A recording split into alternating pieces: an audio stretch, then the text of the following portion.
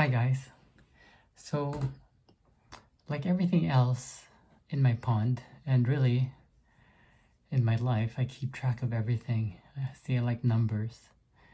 And since my pond started in 2014, I've been keeping track of how much I spend on koi food and how much I feed. And it's getting more and more refined every year. That is more accurate. So I'm gonna go through it with you now, and I hope you find this interesting, and I hope you share what you spend on koi food. This is in 2015, and this is what I bought. Hikari 500 grams. Those bags, the small bags, looking back, they're pretty expensive. And I bought a Sake Hikari bigger bag. There used to be $74 then. That is relatively cheap. And Tetra Vibrance, those Tetra sticks, they're $5.99. And I bought an 8-pound box of Tomigai koi food for $80. And I think this is in the winter where I bought Hikari wheat germ. And that year, anyways, I spent $310. And I've calculated how much, on average, per day, I feed my koi, which is my 5 koi that I have. And that turns out to be 20 grams a day. And in 2016, again, same sort of food, Sake Hikari, about a Dainichi koi food. I think that's the one with the Montmo really light clay. So I thought that was good. And that cost $98 for a 5.5 bag. And I bought a Dainichi koi food. Again, I guess I bought a couple of bags and I fed that year in 2016. And again, I was feeding about the same amount of food in grams per day on average, and saved a little now. It's $287 on that year I spent. This is in 2017. Same food, Sake Hikari growth. I think I was trying to feed them more when they were toe size and when they were smaller. So I fed more. Compared to these days, I'll show you. That's how much I spent, $269. In 2017, I was feeding on average 18 grams per day. And in 2018, I spent $290.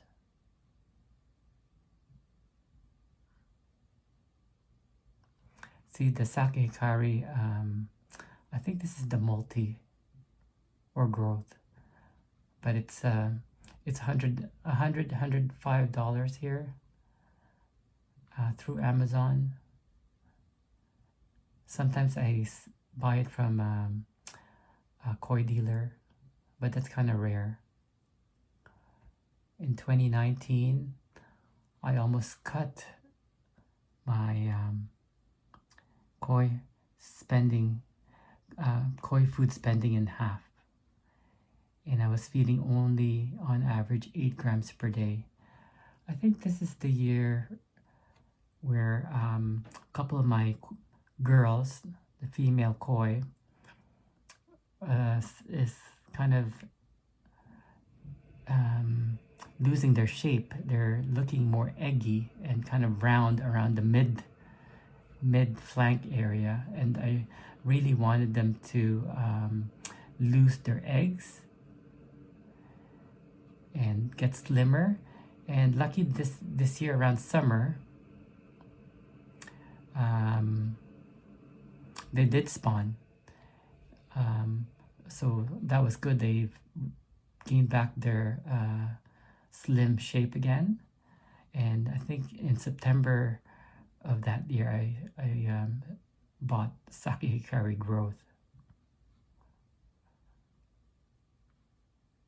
I wasn't feeding them that much during winter. And in 2020, again, it's much my spending is much less than my first 2 or 3 years. I only spent $153 in 2020, and I was feeding 13 grams per day, a bit more than in 2019,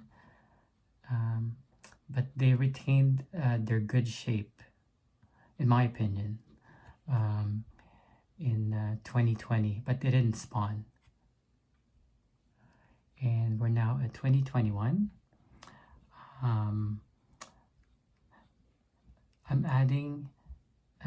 I've added frozen shrimps to their staple, as you guys know.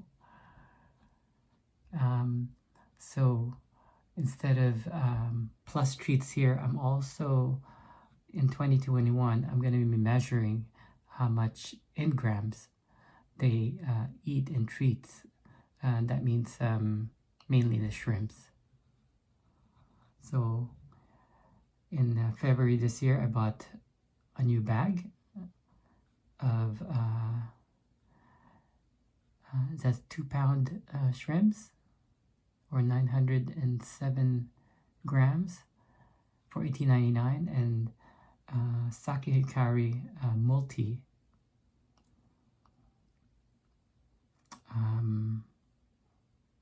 It's $104. I just bought it through Amazon.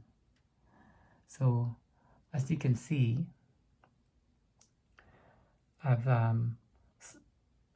saved on food, mainly because my koi are big now. They don't need so much food, and I want to retain their shape, but I still want them to grow.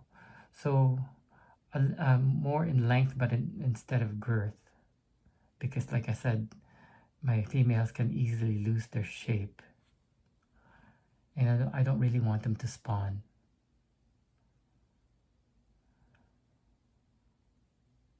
And I've also, over the years, I sort of figured out how much my filters can handle in terms of nitrates. I don't really want my nitrates to be going up past 10 ppm, let's say, or try to keep it at 5. Currently my nitrates are 0, so over the next 2 or 3 weeks, I'm going to increase their feeding to about a nitrate of about 5 to 10, and at that time I'm thinking about this nitrate filter that I'm going to make, and I'll keep you up to date with that later on. So I'll leave you here for a second. So the temperature right now is 17.8, and that's of a swing of 0.8 degrees Celsius from this morning. It was only 17 degrees. The outside temperature this morning it went down to as low as 2 degrees, and it went as high as 22 degrees this afternoon. So the pond's still covered, and I'd like to keep it covered until this year. I'm going to try till the end of June. I'm not like, unlike most of the guys with ponds, they like to take their covers off as soon as they can. But for me, I really don't care too much. I'm not really in a hurry to take my covers off. And I think I should be able to reach a temperature of 20 plus. I think perhaps in April sometime, and even past 20 degrees. This year I want to see whether see my couple of my koi have skin lesions, and I think it's from a variant of carp pox. And usually, and there are and they are the ones that are gosankis, meaning one is the my kohaku, and the other one is my sanki. And I'll show you guys. Like I said, like I don't, not in a hurry to uncover the pond, because I got this to look at inside the house, and I don't really spend that much time out there to be just, you know, having a drink and watching the koi. I rather like sit in my dining room and watch these guys from the TV. And a lot of times there's still treacherous weather outside, and in the spring it's kind of unpredictable around this time of the year. So today is shrimp day, and that's what we're gonna feed. Of course, you know, I can't have a video without showing you guys the fish. So we're gonna go out there and give you a little bit of update. I'll show you guys what I did to my skimmer to protect any more koi from going in there and almost dying.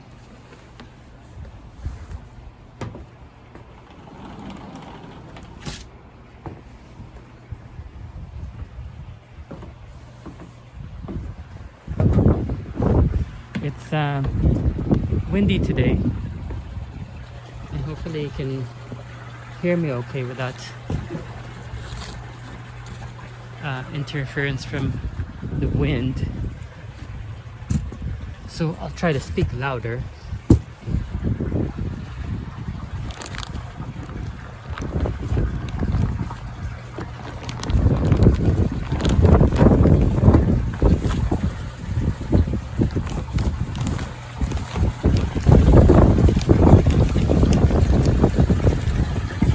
Hey kids, you guys hungry? Okay, I'll show you guys the lesions. It's Kobe here. He's got a couple lesions on his nose, and Carla here.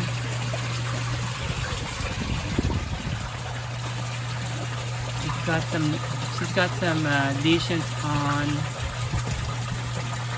her belly,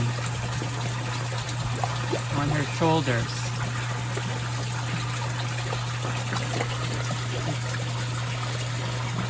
You can see that over there.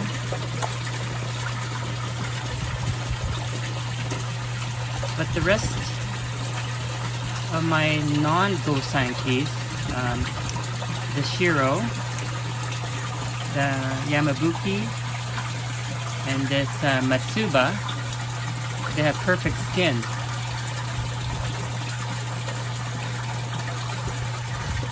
And baby koi here is doing really well. It's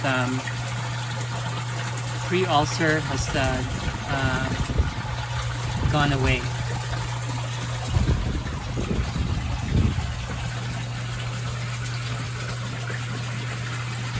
So you can see it there.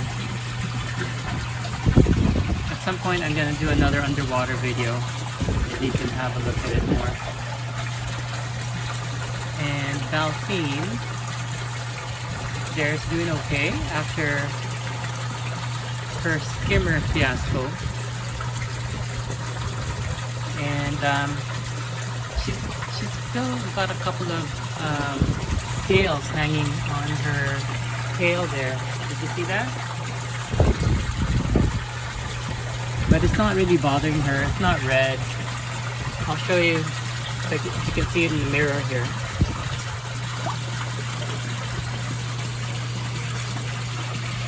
It's right there. I think it's almost come off. Maybe another week. So with the skimmer, what I did is put this netting in front of it and put a twist tie. I put it around the lip, and so not even the baby koi can get in there.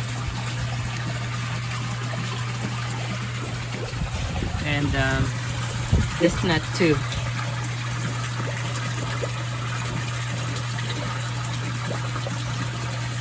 I can't believe that this girl can fit in there. Anyways, this net's pretty handy. It's good for like containing biomedia, and I'll show you how I get them. I collect them because they are packaging for these sweet potatoes in this from like Chinese supermarket, and I just collect them. See, I got a bunch more downstairs in the basement. I think you can use them as media if you put a whole bunch, crumple it up inside a filter container. Yeah, they're pretty handy. Anyway, so we'll go and feed the koi.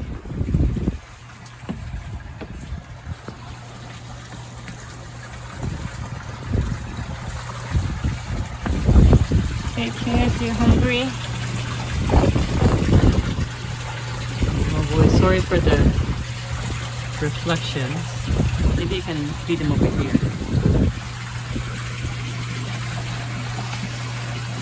Hey kids.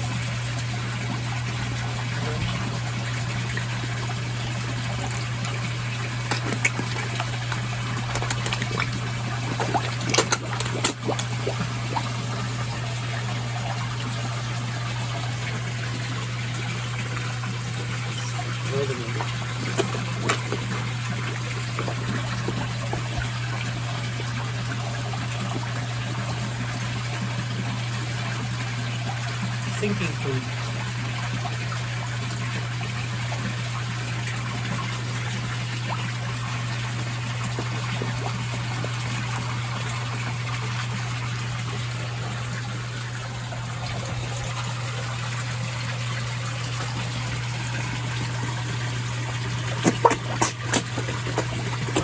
Or you can line them up like airplanes. See? They're all lined up.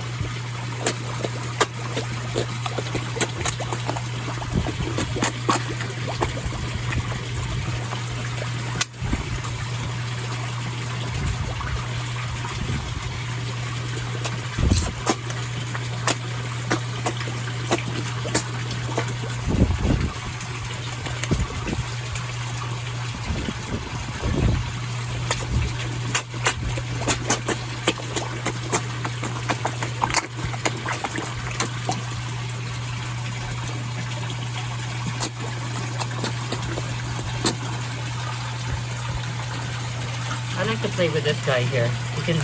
You can pick him up now.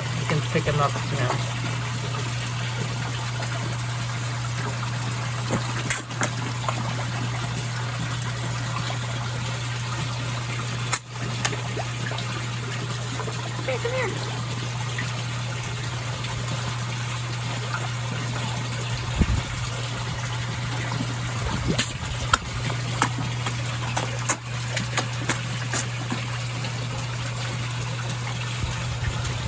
I think with the heat, this lesion is looks like it's crusting. Hopefully, it'll be gone by the beginning of the summer.